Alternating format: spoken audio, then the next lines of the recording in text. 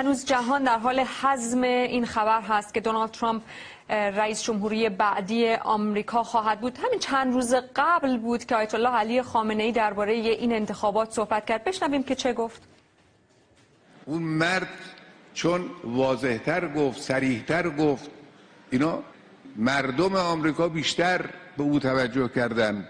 طرف مقابل گفت این پوپولیستی کار میکنه، عوامگرایانه. چرا؟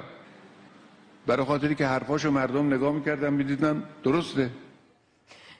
جمشید برزگر اینجا با ماست. جمشید، به نظر میاد که آقای خامنه‌ای یک گوی بلورین داشته و تونسته در اون گوی بلورین این رو حدس بزنه، چون تا همین دیشب بسیاری اصلا این رو حتی فکرش هم نمی‌کردن. نظرسنجی‌ها نشون میداد که خانم کلینتون پیش است، ولی آقای خامنه‌ای چند روز قبل راجع به این صحبت میکنه که ترامپ داره با زبان مردم صحبت میکنه و میبره این انتخاب.